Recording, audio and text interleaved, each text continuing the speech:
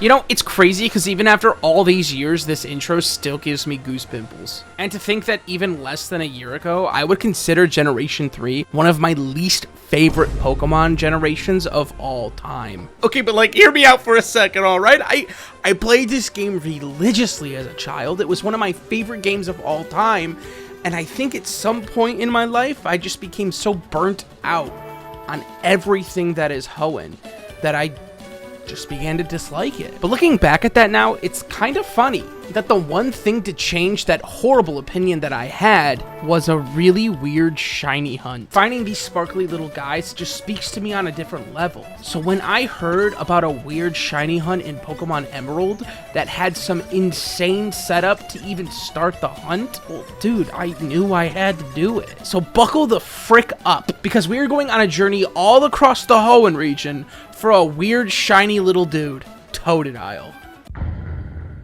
Now, to even get a Totodile, let alone a shiny one, there is a lot of setup required. First and foremost, we need to complete the entire Hoenn Dex. But rather than catching one and evolve it, I will be obtaining one of every Hoenn Pokemon in the Pokédex individually. That way, when all is said and done with this challenge, we have this beautiful trophy to look at within our boxes. And because I am the way that I am, big, stupid, big, large, I cannot start a Pokemon file without trying to at least get a shiny starter. So that's exactly what we're gonna do first. Mission 1, let's get a shiny starter. Listen, bro, okay? Hoenn soft resets, they freaking rock. You can save in front of the basket, you click A like twice, and boom, you're in battle. It's simple, easy peasy lemon squeezy shit. But what you might not know is that silly little dog right there that's just chasing Big Man Birch all around, that can be shiny too. And you're probably thinking, oh, yippee! You can get 2 shinies here. No, you're fucking wrong, dumbass. You don't got Pokeballs yet, so you can't catch it if this dumb freaking dog is gold. I loaded up some 4 big ones, and I got straight to work, clicking buttons faster than anyone could ever muster. You guys ever just feel like just getting on all fours and start howling? Or is that just a me thing? You guys can let me know in the comments. I'm not kidding. Like, sometimes I just want to like let out the inner dog. No, not really. I think that's bullshit. I think you guys are just not in tune with yourselves. Guys, how's my shirt? How's my fit? Do I look swag? Do you guys think Kyogre would bounce on it wild style or animal style? Let me know. Can you expand to 16 encounters at a time? There is a high chance the computer will explode, but if you guys are cool with that, yeah, we could probably figure it out. Guys, I can't see anything! There we go. Should we get more? Even though my computer was literally on fire trying to compute 16 Pokemon screens at once, we were still able to find a shiny Poochyena. That's how I wanted to start this off. This is sick as fuck. This is the first time I've ever experienced this. This is awesome. I'm gonna kill it. Now listen, I'm sure you're wondering why I was so excited about the first Poochyena. Even though I couldn't catch it, uncatchables are still pretty cool within the community. They're seen as more of a rite of passage because every single person out there is eventually going to go through an uncatchable moment. And it really only becomes a problem when it starts happening multiple times.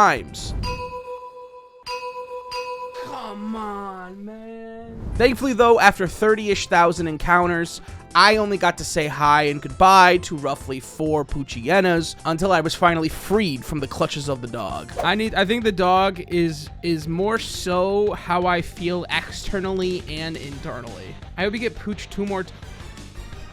Did you see it? There, in the corner of the photo, barely visible on camera, a yellow star quickly creeps out of frame. Chad, I'm gonna move the dog! Ah! And with a shiny Torchic in our party now, it is time to start the full Pokemon Emerald Living Dex. Mission number 2, gotta catch them all. To start us off, I picked Mudkip, grabbed the running shoes, and sprinted off into the routes, which, first time sprinting, by the way, pretty big deal. According to my good friend Jonathan Stone, the best way to tackle these Living Dex challenges is to essentially speedrun the games, since you open up the map and get way more money for Pokeballs. For some reason, I decided to take a harder approach and catch everything as I go. You see, the early routes of Pokemon Emerald have some rare little creatures in them, and I won't be leaving until we've caught them all. Take Route 102, for example, which has a 4% Ralts encounter rate and a 1% CDOT encounter rate. And I'm gonna be needing multiples of each, especially Ralts, since this is really the only spot to get them unless I'm gonna want to breed them later. And I don't know if you've breeded in Generation 3 lately, but it's not it's not it's not awesome. But thankfully, after 3 hours of running around, I finally caught the 3 rolls needed to move forward. Next up was Petalburg, where we said hi to Dad and his terrible hairline, dog. Like, what's going on there, dude? Like, you make my hairline look good, and that's saying a lot. I mean, look at me. Look at that. We watched Wally make a mockery of my last 3 hours and then got right back to catching those big frickin' doinkers. Our next challenge was snagging 3 of those 5% slack-offs in Petalburg Woods, but thankfully it wasn't too bad because I had a lot more Pokemon to catch there than I initially thought, like Cascoon and Silcoon, which we did evolve into Dustox and Beautifly really early, which was super satisfying and cool after all the aimless running around I was doing. Regardless, I continued making progress on the decks. There was a 2% Skitty in Route 116, which was supposed to be a longer hunt, but luck was actually on my side for once, and while catching Abras and Encadas, I managed to snag my 2 Skitties pretty quickly. Moving on, we saved Pico from the creepy dude in the cave, and enjoyed a nice little boat ride to our next big location. Dewford Town, baby. Thankfully, this place doesn't have any crazy hard to find Pokemon, at least not yet.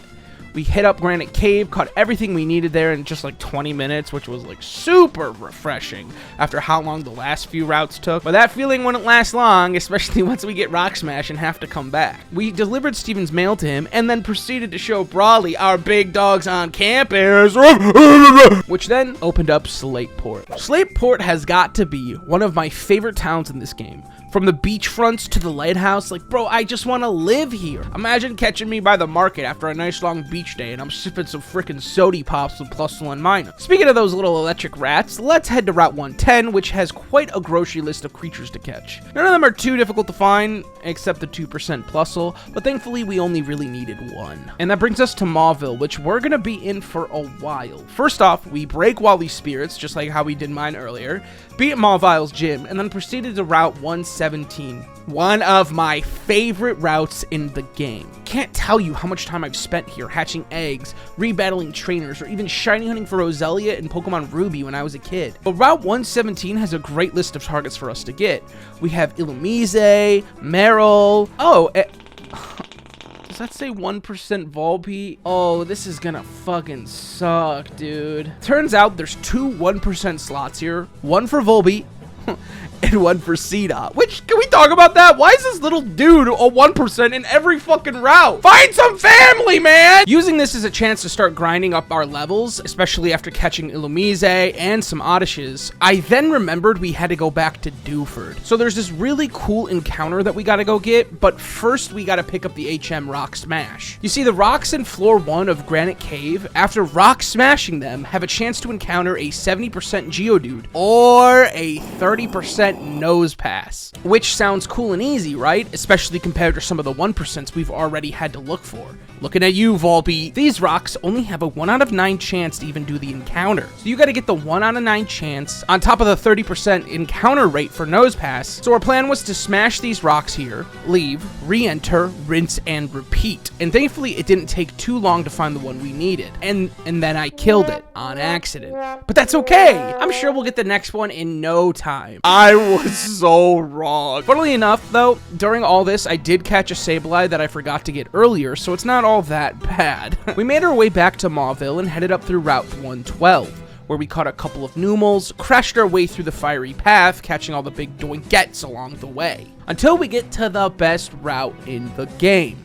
Route 113, which does have a 5% Skarmory we're gonna have to find, but that doesn't really matter to me because the vibes here are immaculate, dude. It's got one of the best OSTs in Emerald. Running through the ash of the grass looks sick as fuck. I could literally stay here forever. Sadly though, Skarmory wasn't that big of a problem, as we caught him and everything else in this route fairly quickly, which for once was a shame because I would have loved to stay in that route a lot longer. We moved on through Fall Arbor Town and hit Route 114, which did have a bit of a crazy list of Pokemon for us. Swablues, Lombres, some Vipers, and you guessed it, a 1% Nuzleaf. Like, why, dude? Why is it always something in this evolution line that's 1%? So catching everything we needed on this route was pretty simple. Same goes for Meteor Falls, which only really had Soul Rock for us to catch at a 20% encounter rate. After Soul Rock, we made our way back to Lava Ridge, which from here, we've got some gym leaders we gotta take care of. But before we grab the egg from Gram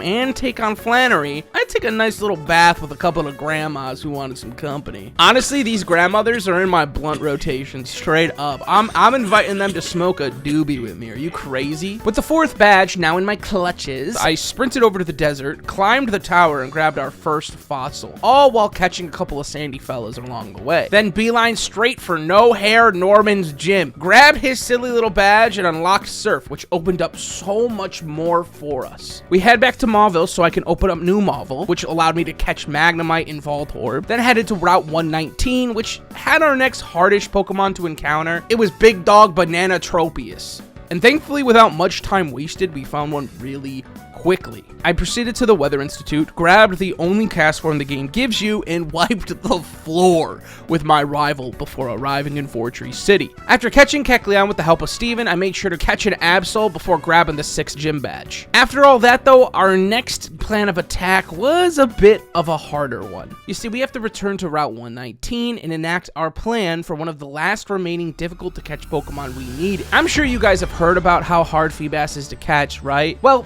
it's probably a lot more frustrating than you can imagine. You see, there's roughly 400 tiles on this little river that you can fish on, but only about 6 of them contain Feebas, so you have to check each tile on this river and hope to God you fish them up. And to make it all feel much worse, Feebas only has a 50% spawn rate on its tile, so there's a chance that you hit the correct tile, but still don't see the Feebas and just skim right past it. I fished on every single tile up to around 3 times in hopes to find our lucky tiles early, and after about 3 hours... Oh! Let's go! I'm big, you're big, this is big, I'm huge!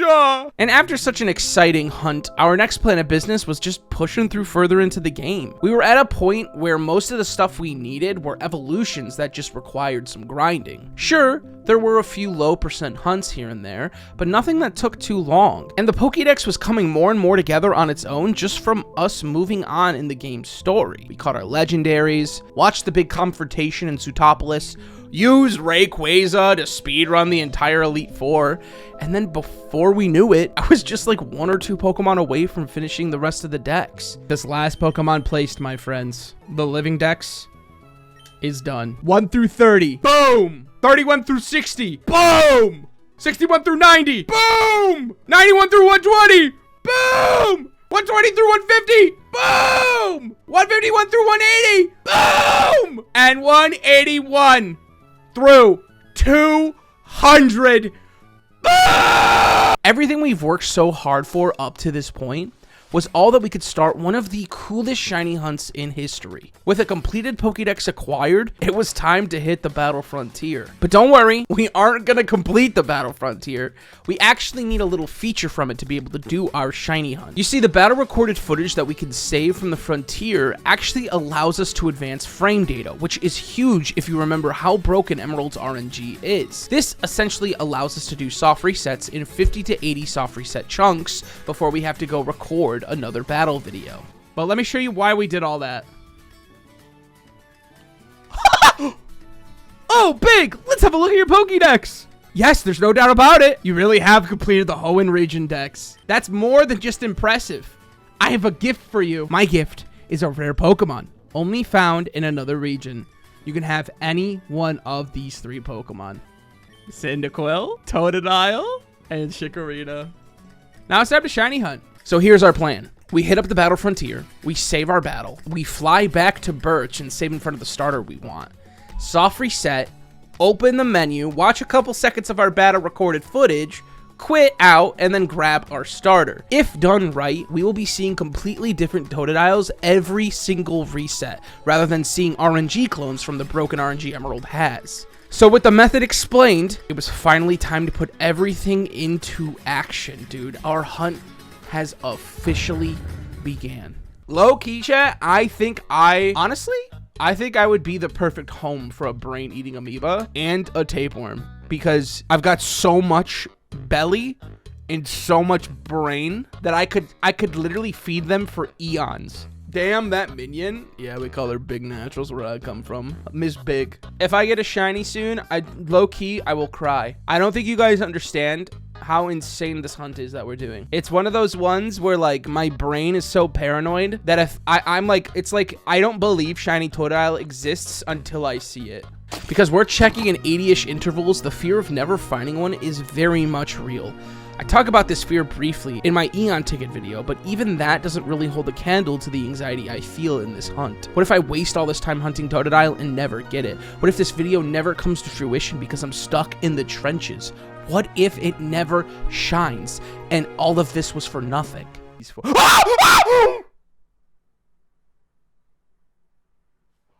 my god! Oh my god! I have chills. I have full body chills. I have full body chills. I have full body chills. I have full body chills. It almost is too fast that I like haven't been able to process it yet. Like I haven't gotten to the point of the hunt where I'm like, oh man, I don't know if this is real or not. And the fact that this had a month of setup for an hour of recording, Chad, I've been recording for 30 minutes. This took us a month to set up. A normal Wurmple. Oh! Dude! And you know what? Sometimes it really is just like that.